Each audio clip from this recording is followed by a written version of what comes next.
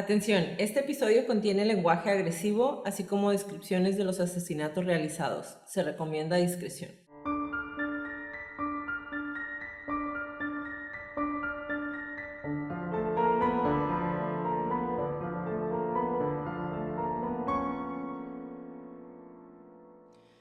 Hola a todos, bienvenidos a Crónicas de Crimen. Yo soy su host, Jacqueline López, y me acompaña, como de costumbre, la Leti Cosío. Hi, Leti. Hi, Jackie. Queremos invitarlos a nuestras redes sociales, Facebook, Instagram y YouTube como @Crónicas de Crimen, también al Patreon, X, todo lo demás.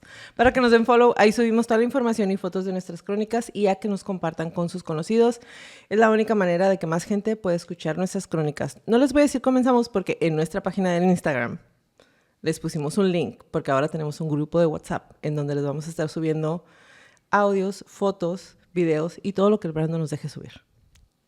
Él es el que nos da permiso. Ahora sí, comenzamos.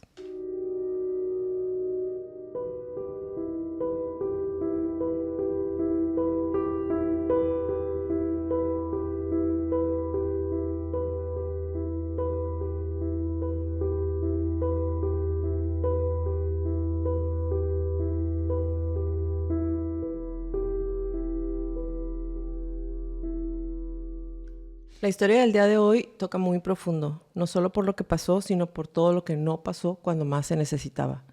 El 1 de mayo del 2010, a las 4:51 de la madrugada, los operadores del 911 recibieron una llamada de pánico de una mujer, quien dijo que alguien la perseguía y que intentaba matarla. There's somebody after me. Where are you, ma'am? I don't know. No. No, stop, no. Please, stop it, please. Please stop.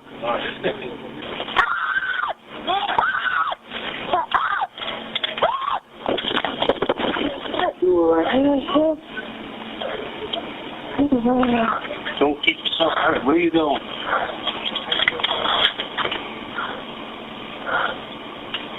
Wait a minute. Where are you going? Where are you going? La última vez que la vieron fue poco después, golpeando la puerta principal de una residencia cercana en Oak Beach y gritando, pidiendo ayuda antes de huir en la noche. Las personas que la escucharon no pudieron ayudarla, temiendo que los fueran a meter en problemas, y después desapareció corriendo para no ser encontrada hasta 19 meses después de su desaparición. El día de hoy les voy a narrar la crónica de la muerte de Shannan Gilbert.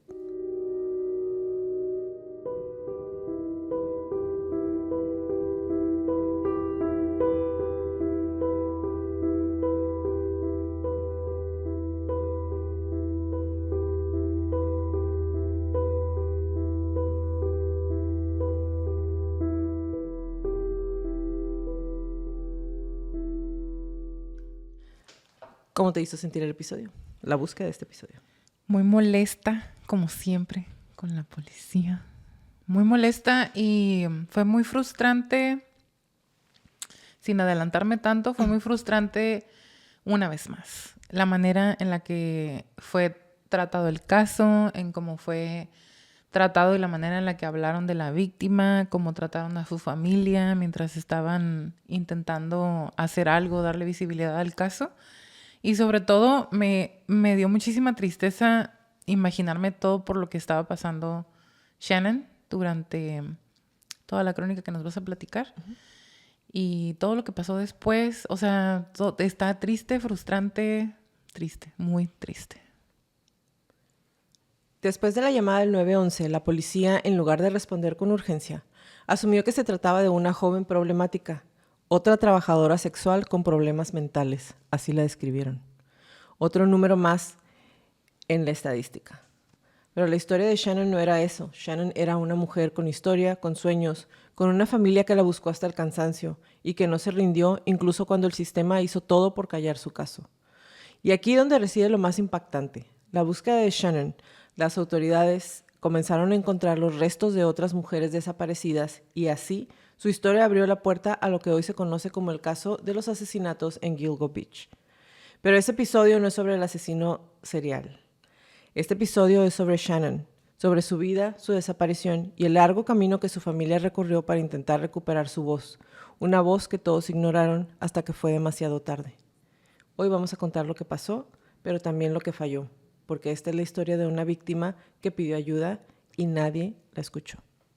Shannon Gilbert nació el 24 de octubre de 1986 en Lancaster, Pensilvania, y desde que era niña su vida fue cualquier cosa menos fácil. Creció en una familia marcada por la pobreza, la desorganización y la falta de estructura emocional. Su madre, Mary, tuvo 4 hijas, cada una con un padre distinto, y aunque nunca les faltó amor de su madre, sí faltaron muchas otras cosas como estabilidad, recursos, comida, tratamiento psicológico y sobre todo protección. Y voy a marcar desde aquí el tratamiento psicológico porque sus hijas, tanto sus hijas como Mary, en algún punto en su vida presentaron algún tipo de problema o de trastorno. Ajá, exactamente. Shannon era una niña muy tímida, observadora, pero también soñadora. Desde pequeña decía que quería ser cantante. Grababa su voz en cassettes y escribía letras de canciones, y en la adolescencia incluso grabó un demo con sus ahorros. Tenía una voz suave y dulce, como si quisiera cantarse a sí misma para sobrevivir. Sin embargo, también hubo señales de alarma. Shannon experimentaba episodios de paranoia, ansiedad extrema y cambios de humor repentinos. Se cree que pudo haber vivido un trastorno bipolar no diagnosticado, aunque nunca recibió tratamiento formal. Su comportamiento a veces era errático, pero siempre se movía con una urgencia interna, como si supiera que el mundo no la estaba esperando. En su niñez, Shannon pasó por hogares temporales y vivió separada de su madre en varios momentos, lo que ya hemos visto en muchas otras crónicas, desde un inicio cuando son muy pequeños y pasan por más de un hogar temporal y los separan de sus papás y luego las regresan con sus papás y luego otra vez los separan. Normalmente este tipo de no tener realmente como una red de apoyo desde que son niños los va volviendo adultos, pues podríamos decir que menos funcionales que todos los demás. Menos funcionales, ¿no? Sí, porque se ven impactadas todas las etapas del psicodesarrollo, del desarrollo psicosocial de los pequeños, porque no se puede garantizar ni que haya negligencia ni que no la haya, porque al no estar en su propia casa, al estar en casas de acogimiento o con foster parents, con los papás adoptivos temporales, normalmente esas familias a eso se dedican, y aunque tengan las mejores intenciones o los recursos, tienen mucha gente y al fin y al cabo tratan de darles lo mejor, pero cuando no, es ahí donde todo se complica. Entonces, ella pasó por varios hogares temporales y vivió separada de su madre, como se los menciono, en varios momentos. Y cuando llega a la edad adulta, a la mayoría de edad, se muda a Nueva Jersey con su novio. Consigue trabajos temporales, pero pronto empieza a anunciarse como escort en Craigslist. Eso era lo que le daba una autonomía económica, aunque no una estabilidad emocional, como lo podemos saber, ¿no? Y aquí es donde entra una realidad difícil, pero necesaria de nombrar. Shannon no era una víctima perfecta, no tenía una vida limpia, no era fácil de empatizar para las autoridades o los medios, pero tenía una independencia y unas ganas de salir adelante, de dejar atrás como ese historial de abandono y de andar de un lugar a otro. También tenía una familia que la amaba y que jamás dejó de buscarla como era su mamá. Su mamá, desde el momento en que ella desaparece, dice, no desapareció porque ella quiso, algo le estaba pasando, y sobre todo después de que se enteran de la llamada. La noche del 30 de abril del 2010, Shannon Gilbert toma a un cliente más, uno de los clientes que era de sus regulares. Eran casi las 2 de la mañana cuando llega al vecindario privado en Oak Beach, Long Island, acompañada por su chofer Michael Park. Él la esperaba afuera como en otras ocasiones. En una de las entrevistas, a él le preguntan que si había notado algo raro en ella esa noche, y él dice, no, la verdad es que ella no quería tomar al cliente, pero él le habló y le ofreció muy buen dinero y le dijo que iba a estar por lo menos 4 horas con él, lo que equivalía a una buena suma de dinero para ella, ¿no? Entonces Michael la lleva y la espera, porque era lo que hacían de manera regular.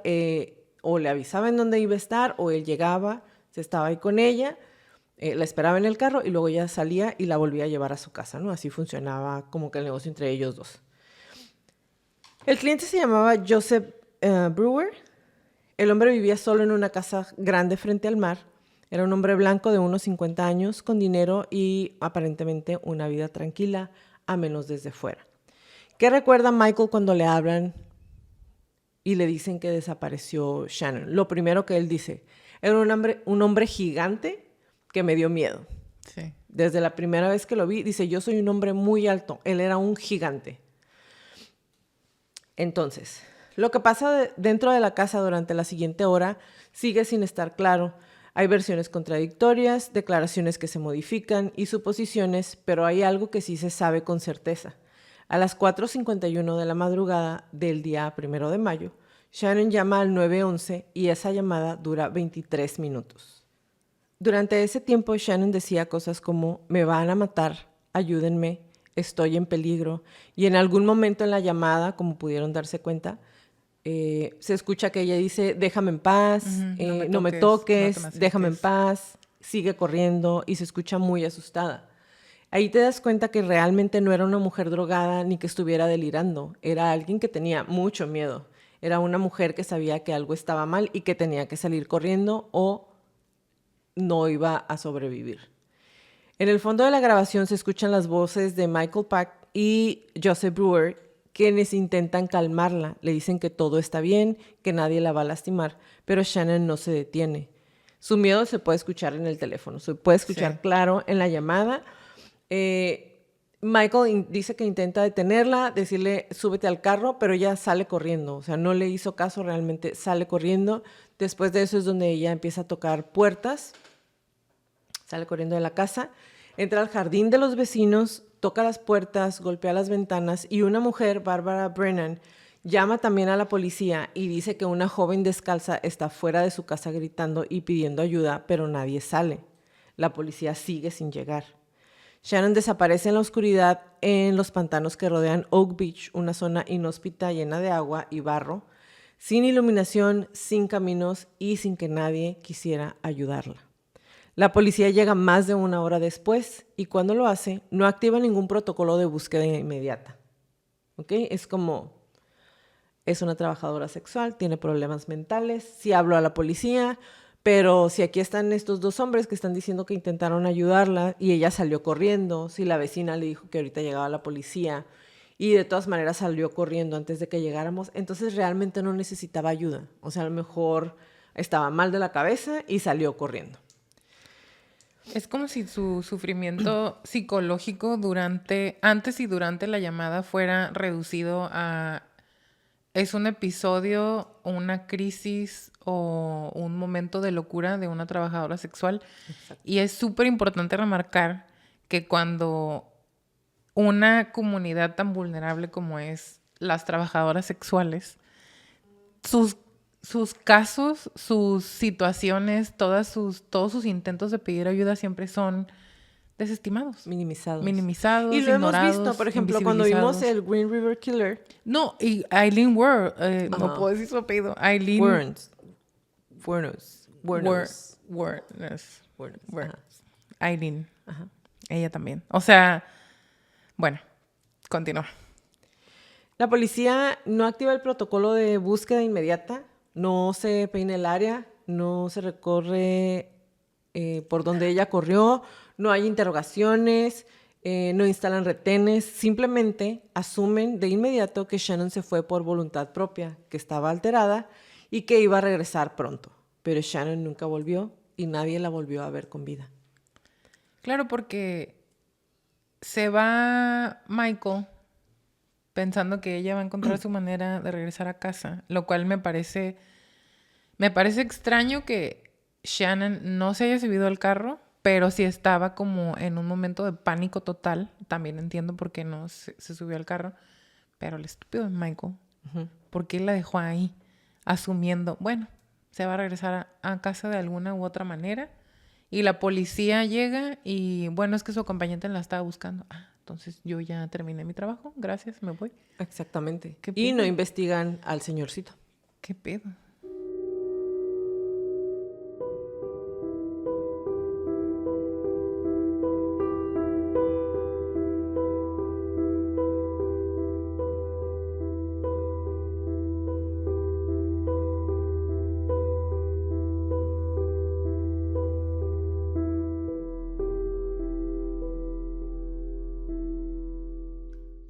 Desde el momento que Shannon desaparece, su madre, Mary Gilbert, supo que algo no estaba bien.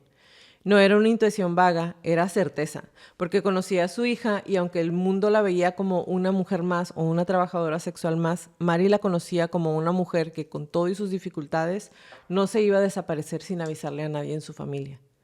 Pero la policía no pensaba lo mismo. Pasaron los días y no había avances, no había operativos y no había búsqueda real. Así que Mary hizo lo que hacen las madres que no tienen otro recurso. Empezó a buscarla sola. Pegó volantes, habló con medios locales, presionó a los oficiales de la policía y poco a poco fue llamando la atención. Primero de periodistas, luego de abogados y al final del Departamento de Policía del Condado de Suffolk. Es decir, si no hubiera sido Shannon, y más adelante nos vamos a dar cuenta de esto, y hubiera sido otra trabajadora sexual que no hubiera tenido una mamá que la estuviera buscando, hubieran pasado mucho más tiempo antes de que la encontraran. Claro. Porque la empezaron a buscar, porque su mamá empezó a buscar folletos y le habló a la televisión. Entonces, cuando ya la entrevistan a ella y que salen las noticias, es cuando el departamento de policía dice, bueno, está bien, tal vez sí tienes razón y tal vez no se quiso ir. Ya me voy a involucrar. Ahora, deja de meterte y déjame a mí investigar. Yo voy a hacer el trabajo. Es que siempre hacen ese tipo de cosas. Y lo hemos dicho en otras ocasiones. No es privativo de una zona, de un país o de incluso de algún sector o alguna comunidad vulnerable. La policía en general, no sé si sea algo cultural del departamento de policía en cualquier del mundo. Cultural del mundo. O si en la inducción que les dan de bienvenido y ahora es policía ahora. Tus prioridades son esta y esta. Y si te encuentras con una trabajadora sexual en problemas, lo puedes ignorar porque de todas maneras... Nadie la está buscando. No sé si es un... Nadie la está buscando, nadie la va a buscar, no importa, o la típica. Se están poniendo en esa posición de vulnerabilidad ellas mismas. Y es que, mira, lo hemos visto a lo largo de las crónicas, en muchísimas ocasiones. La misma persona, el mismo asesino, el mismo asaltante, el mismo... criminal, pedazo de basura, dice, es que nadie las iba a buscar. Se me hizo más fácil porque la policía no las está buscando. Como son personas que viven... Pues muchas veces ni siquiera tienen como un domicilio conocido, no tienen la misma cantidad de familiares que las pueden estar buscando o no. Viven en los márgenes de la sociedad, por así decirlo, y entonces lo hemos dicho en muchas ocasiones. Las personas en situación de calle, las personas de la tercera edad, los niños y niñas menores de edad, las personas que se dedican al entretenimiento para adultos son personas que son más vulnerables porque no tienen los recursos, porque, como dices, no tienen a gente que las pueda estar apoyando y de entrada todo el mundo asume y de manera correcta, desafortunadamente, que la policía le va a valer 3 kilos. Así es. En diciembre de ese mismo año, más de 7 meses después de la desaparición, un oficial patrullaba la zona de Gilgo Beach con un perro entrenado para detectar restos humanos. Era una mañana fría y despejada. El perro empezó a alertar en un punto al lado de la carretera y lo que encontraron fue un cuerpo. Automáticamente la policía le habla a la mamá de Shannon y le dice, encontramos un cuerpo. No te puedo asegurar que es el de tu hija, pero es en Gilgo Beach, cerca de donde se desapareció tu hija. Entonces Mary va, están estresados, el sitio está acordonado, está la policía, sacan el cuerpo y por la vestimenta se dan cuenta que no es Shannon, es otra mujer. El cuerpo es el de Melissa Barthelemy. Melissa tenía 24 años y había desaparecido en julio del 2009. Había trabajado como escort y vivía en el Bronx. Empezaron a buscar qué es lo que está pasando. Se salen un poquito del área, 10 metros más. 4 días después encuentran otro cuerpo, Maureen Brainard Barnes, desaparecida en el 2007. Luego Megan Waterman, desaparecida en junio de 2010. Y por último, Amber Lynn Costello, vista por última vez en septiembre de ese mismo año. Si me preguntan a mí, si hubieran seguido buscando más, hubieran encontrado más. 4 mujeres, 4 cuerpos, todas trabajadoras sexuales, todas desaparecidas bajo circunstancias muy similares, todas se anunciaban en Craigslist, todas colocadas cerca unas de otras en la misma línea a lo largo de la carretera de Ocean Parkway. La policía empezó a hablar por primera vez en serio de un posible asesino serial. La búsqueda se expandió, peinaron la zona, encontraron restos humanos adicionales, algunos cuerpos estaban desmembrados, otros no pudieron ser identificados de inmediato y aún así Shannon no aparecía. Su familia seguía esperando y entonces, en diciembre del 2011, casi un año y medio después de que desapareciera, los restos de Shannon fueron encontrados. Estaban en una zona pantanosa a menos de 1 kilómetro de donde fue vista por última vez. Eso es lo que más me molesta de esta búsqueda que hicieron, que al final, qué bueno que sí buscaron, qué bueno que encontraron a todas las demás chicas, pero estaba tan cerca. A mí se me La hace... pudieron haber encontrado esa misma noche. Te voy a decir algo. A mí se me hace, disculpen mi francés, tan pendejo, güey. Tan pendejo que hayan encontrado un cuerpo, luego otro y luego otro, y el cerebro no les dio para ampliar la búsqueda ahí mismo. Porque cuando amplían la búsqueda después de que encuentran a Shannon, encuentran más cuerpos, entonces, ¿Por qué? güey, síguele buscando, a lo mejor te encuentras otras. Y no, neta, no se me haría raro si ahorita, 15 años después, buscan y dicen, Ajá. a 100 metros de donde buscamos y las encontramos a ellas, hay otra fosa con más cuerpos. Sí, sí, sí. Pero estás hablando, o sea, 1 kilómetro de distancia, porque para ponerles un visual de... Y todas en línea recta, o sea, era Ajá. como... Para ponerles una imagen en su mente, es una comunidad cerrada a las orillas de una playa, o sea, no es una playa pública, es una playa que de cierta manera la gente no tiene acceso porque está una zona residencial. Y son calles que se unen entre todas, casi, no en cuadrícula tal cual, pero puedes llegar a cualquier casa entre todas. En el Insta les voy a subir las fotos de cómo está distribuido, para que Exacto. vean, o sea... Entonces Shannon sale de la casa, digamos, sale corriendo hacia una L, se va a las casas casi en zigzag y sigue corriendo hacia la playa. Michael la va siguiendo y la abandona. Entonces estás hablando de con luz de una patrulla, porque era de noche. O te quedas ahí toda la madrugada buscando. La hubieran Y encontrado. la hubieran encontrado claro que esa sí. misma noche. Claro que sí, claro que sí. Es muy frustrante. Entonces, la encuentran en el mismo camino en donde han encontrado los otros cuerpos. Junto a sus huesos estaba su bolsa, su teléfono, algunas prendas de ropa y sin embargo nunca encontraron, no sé si en ese entonces, en el 2011, no sabían en dónde podía hacer ping un teléfono, no encontraron rastro del teléfono. La versión oficial fue de que se había muerto por accidente. Así es. Había huido desorientada, se había perdido y se murió. ¿Cómo? No sabemos. A lo mejor se cayó y se pegó en la cabeza y se ahogó en la zona pantanosa. En la zona pantanosa. Su cuerpo no estaba sumergido completamente, cabe mencionar. Y ella no estaba vestida. Y ella no tenía ropa. Entonces, la familia obviamente no cree cuando la policía dice que su muerte no era resultado de un crimen. Nadie con sentido común lo creyó. Porque era una mujer que corre desesperada, gritando, me van a matar, llama al 911, se está 23 perros minutos en la línea con la policía mientras la están buscando. Otra vecina marca por teléfono y le dice a la policía, hay una mujer aquí, está afuera, está gritando que la quieren matar. La policía llega 1 hora después, la ven tocando puertas, pidiendo ayuda. Eso no fue un accidente.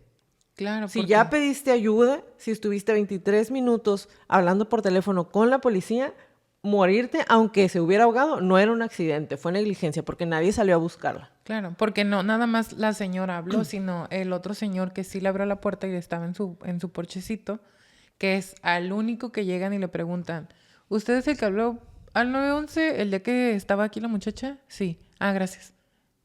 That's fucking it. Eso es todo lo que le preguntan. Cuando encuentran a Shannon, la policía insistió que su muerte no tenía relación con los demás cuerpos hallados en Gilgo Beach. Dijeron que fue una muerte accidental, que no había signos de trauma, que se había desorientado, que corrió, se cayó y se murió. Pero esa explicación no respondía a nada, y mientras la familia intentaba entender qué es lo que había pasado, otras familias empezaban a saber lo que ellas ya sabían. Sus hijas también habían desaparecido y tampoco habían sido prioridad en la lista de búsqueda. La búsqueda de Shannon fue el detonante, porque si no la hubieran buscado, los cuerpos no se habrían encontrado nunca.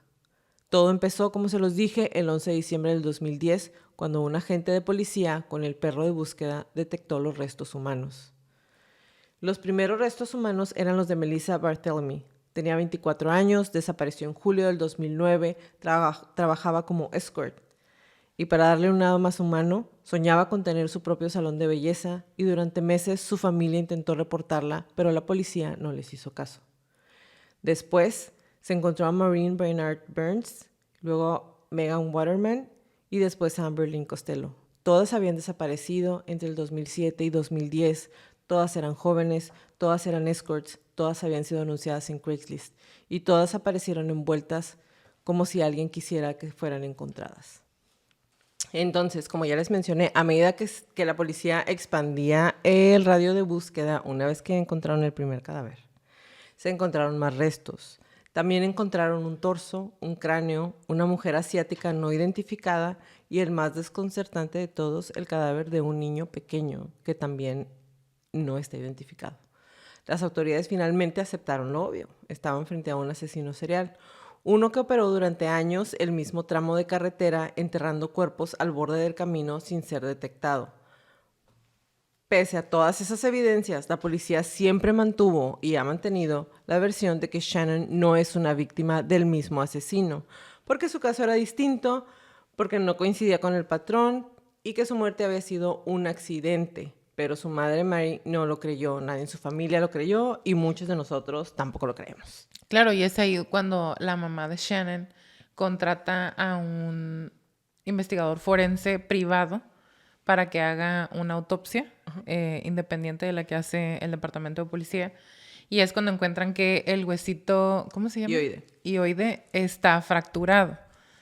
Y la policía insiste, es que se cayó y se fracturó y se ahogó porque estaba teniendo un ataque de pánico inducido por las drogas y su muerte entonces es accidental o inconclusa. A mí se me hace que ya en ese punto, güey, ya tienes otras 20 muertos ahí, güey, ¿qué más te da aceptar que estás bien pendejo y que dijiste que ella se murió y no es cierto? Claro, ¿no es? y porque aparte dicen, uno de los argumentos de tanto el investigador de la mamá de Shannon como de su mamá es, sí, fue un accidente porque estaba desvestida y el forense que hace la investigación por parte de la policía habla de la hipotermia inversa, que es cuando estás entrando en hipotermia, y tu cuerpo se calienta y te da calor y empiezas a desnudarte y es muy común y se ha visto en todos los casos de hipotermia.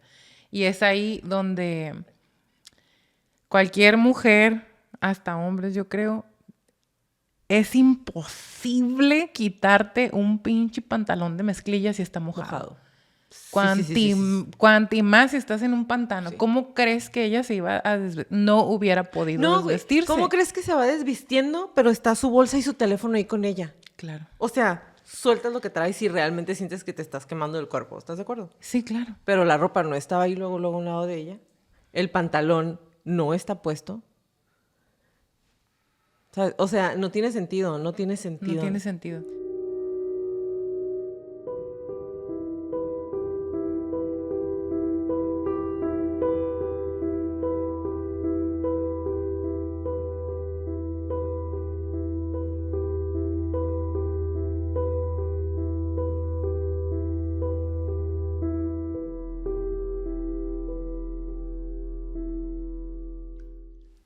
Antes de cerrar, la Cosio nos va a dar el perfil psicológico de... Claro. Vamos a hablar de los trastornos del estado de ánimo. Hace mucho que no hablábamos, creo, de los trastornos del estado de ánimo. Yo encontré, tú mencionaste que tenía el trastorno bipolar no diagnosticado como tal y no sabemos si había estado tomando tratamiento. En una de las tantas entrevistas que le hacen a Alex, al novio de Shannon, y a Michael, que es su chofer, ellos mencionan, no tal cual como sí estaba diagnosticada y estaba yendo al psiquiatra, sino como mencionan algo tipo... Shannon dejaba de tomarse sus medicamentos cada vez que iba a utilizar las drogas recreativas que le ofrecían los clientes. Ok. O como, sí, Shannon sabía de sus problemas, pero los ignoraba. Entonces, honestamente, no encontré así como un diagnóstico por parte de un psiquiatra o algo realmente comprobado, pero la descripción que tú nos das de ella encaja mucho con un trastorno bipolar. Ahora, la característica principal, lo dijo Jacqueline, una alteración del estado de ánimo o del humor. Y los trastornos del estado de ánimo están divididos en trastornos depresivos, que son unipolares, y trastornos bipolares y trastornos basados en la etiología, como sería un trastorno del estado de ánimo debido a una enfermedad médica, y los trastornos del estado de ánimo inducidos por sustancias. Debatí conmigo misma de traer la información de un trastorno de ánimo inducido por sustancias, pero como Shannon sí abusaba de sustancias, pero digamos no dejaba de funcionar en su vida diaria y estaba bien anclada a la realidad, a pesar de tener algunos episodios de paranoia. Para mí no encaja tanto, no se lo atribuiría 100% al abuso de sustancias, sino me sonó más a un trastorno bipolar. Entonces, ese es del que les voy a hablar el día de hoy. Los trastornos bipolares 1, 2, ciclotímico y bipolar no especificado implican la presencia o historia de episodios maníacos, episodios mixtos, episodios hipomaníacos, normalmente acompañados por la presencia o historia de episodios depresivos mayores. Estas son las diferentes secciones en las que está dividido el apartado de los trastornos del estado de ánimo. En otras palabras, el trastorno bipolar es una condición de salud mental caracterizada por cambios extremos en el estado de ánimo. Van de la manía a la depresión, y en el trastorno bipolar 2 de la hipomanía a la depresión. El bipolar 1 o el trastorno bipolar 1, diagnosticado cuando una persona ha experimentado al menos un episodio maníaco, el cual implica un estado de ánimo anormalmente elevado, expansivo o irritable, junto con un aumento de la actividad o la energía que dura al menos una semana y es suficientemente grave como para causar un deterioro significativo en la vida diaria y requiere hospitalización la mayor parte de los casos. Generalmente también se presentan episodios depresivos mayores. El bipolar 2, que si me lo preguntan a mí, es el que podríamos decir que tiene Shannon. Es caracterizado por la presencia de al menos un episodio depresivo mayor y al menos un episodio hipomaníaco. La hipomanía es similar a la manía, pero es menos severa. Los síntomas duran al menos 4 días y no causan un deterioro significativo en el funcionamiento diario ni requieren hospitalización. No siempre se presentan episodios maníacos compuestos en el trastorno bipolar 2.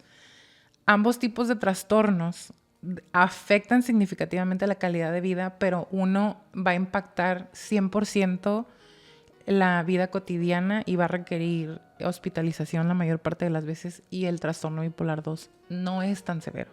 Sigue habiendo esos cambios, pero son los zigzags, digamos, son como más cortitos, están más pegados. Y ambos requieren de un diagnóstico, un tratamiento adecuado, y el tratamiento suele incluir la combinación de medicamentos y psicoterapia. Es decir, tienen que estar yendo tanto con un psicoterapeuta, un psicólogo a terapia, y tienen que estar acompañados por un tratamiento psiquiátrico. Ahora, escuchando a Shannon, los planes que tenía, el tipo de actividades que tenía adicionales a su trabajo, a mí otra vez me suena más como una persona que sí de alguna manera estaba batallando con su salud mental y que estaba buscando llenarse de actividades que le sumaran. Tenía una relación con su madre, una relación con su hermana, quería dedicarse a cantar, cantaba muy bonito, tenía amistades. Sí tenía una relación amorosa, sentimental con una persona que era violenta, que ya la había violentado en un par de ocasiones mientras estaban trabajando juntos, y en palabras de Alex, que es su novio, estaban pues drogados, empezaron a discutir y él la golpea tan severamente que le fractura la mandíbula y ella tenía una placa metálica en la mandíbula, que es de hecho Con lo que la reconoce. la manera en la que tanto se dan cuenta que el primer cuerpo que encuentran no es de ella, como se dan cuenta que sí es ella cuando ya la encuentran. Ahora, lo otro de lo que me parece muy importante que tenemos que hablar es de la alta exposición a la violencia física, sexual e institucional que sufren las personas que se dedican al trabajo de entretenimiento para adultos. Porque por todo lo que ya les platicamos, ¿no? Casi. No, y, o sea, básicamente Frank era su guardaespaldas. Michael, perdón, era su guardaespaldas. O sea, llevaba a una persona para que no le fuera a pasar lo que le pasó al final de cuentas, ¿no? Sí. Y digo, nunca, no estoy diciendo que haya sido él, pero nunca lo investigaron más. Nunca investigaron más al cliente con el que estaba. Aunque el cliente con el que estaba va a aparecer en nuestra próxima temporada. Sí. Pero es como... Que cuando Michael y Alex se hacen pasar, no tal cual por policía, sino dan a entender que ellos son investigadores y van e interrogan a este señor y le hacen preguntas, él da su testimonio que lo cambia varias veces y vamos a ahondar más en el siguiente episodio, en la siguiente temporada.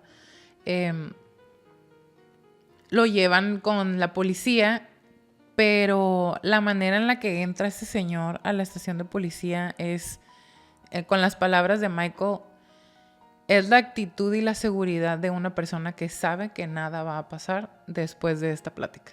O sea, ese señor cero preocupado estaba. Ahora, volviendo a la exposición a la violencia, están expuestas todas las personas que están en el área de entretenimiento para adultos a violencia física y sexual. Según la Amnistía Internacional, las personas en este rubro laboral reportan frecuentemente discriminación, acoso, amenazas, agresiones físicas, incluso abuso sexual.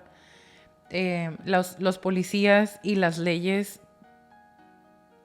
aumentan su vulnerabilidad porque, por ejemplo, los policías agreden o extorsionan durante operativos sin justificación legal, realizan arrestos de manera arbitraria y hay casos documentados en los que la policía les exige soborno o les cobra piso, comete abusos físicos, confisca condones y dinero, incluso en las zonas de tolerancia o donde no es ilegal esta práctica. Este es un claro ejemplo de abuso de poder y cómo la revictimización propiciada por la policía nada más está otra vez aumentando la vulnerabilidad.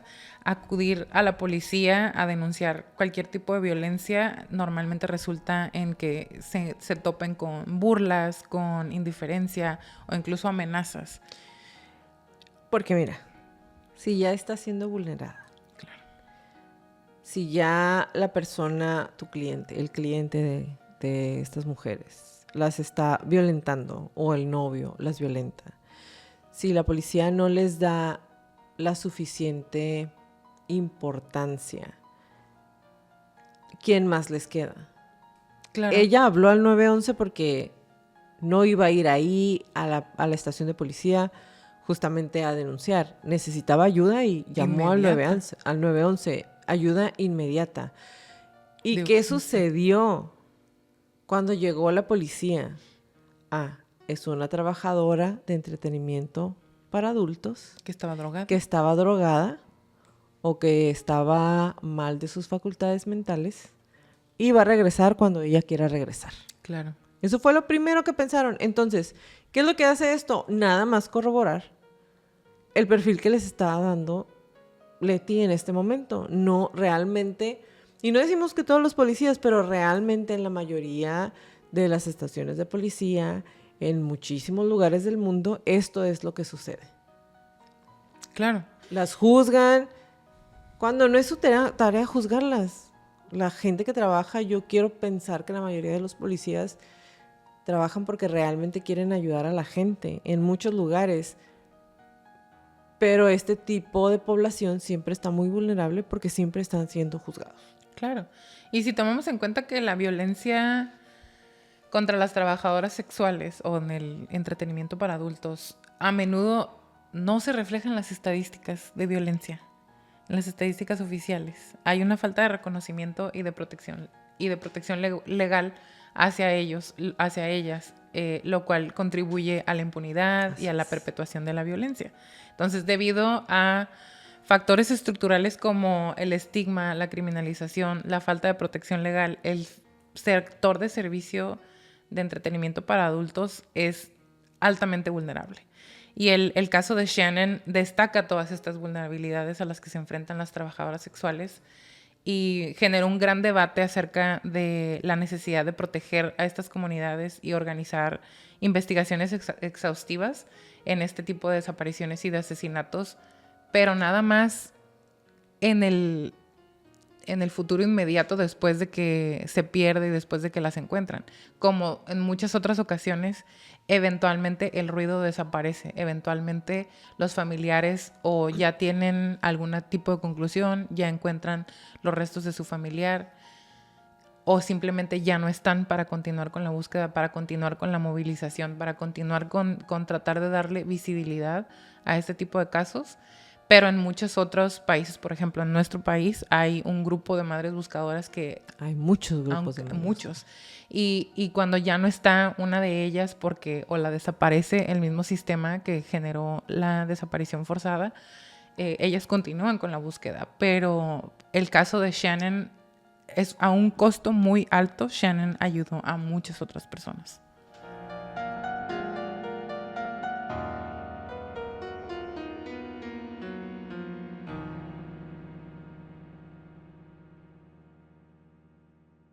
Gracias a Shannon, los demás cuerpos fueron encontrados. Fue su desaparición y la búsqueda incansable de su madre la que obligó a las autoridades a mirar donde no querían mirar.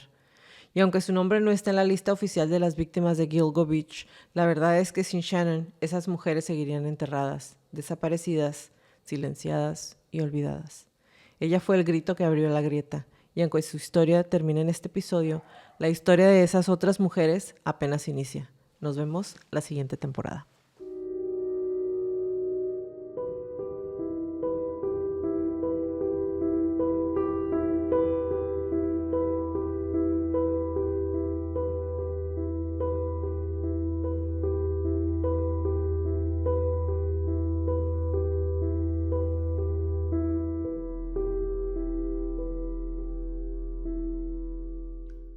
Gracias por acompañarnos en un episodio más de Crónicas de Crimen. Los esperamos en nuestra próxima temporada. Si les gustan nuestras crónicas, por favor, regálenos un review en iTunes y en Spotify. Y suscríbanse a nuestro canal de YouTube. Regálenos muchos likes. Píchenos un café en el Patreon. Y recuerden, si tienen alguna crónica que quieren que pase a la lista de la próxima temporada, mándenos un correo a info@cronicasdecrimen.mx. Inscríbanse a nuestro canal de WhatsApp. Les vamos a estar mandando videitos, fotitos, stickers. tontería y media. Todo lo que nos deje el Brando. Como les repetimos en todas las crónicas, créanle a su instinto siempre. Si algo no se siente bien, si algo me dice que salga corriendo, vete. Es mejor parecer paranoico y estar a salvo a quedarte y poner en peligro tu vida. Ahora sí, bye Leti. Bye Jackie, bye Crónicos. Toda la redacción y búsqueda de esta crónica fue hecha por mí, todo el perfil clínico fue realizado por Leti Mosqueda y toda la música es por Kevin MacLeod.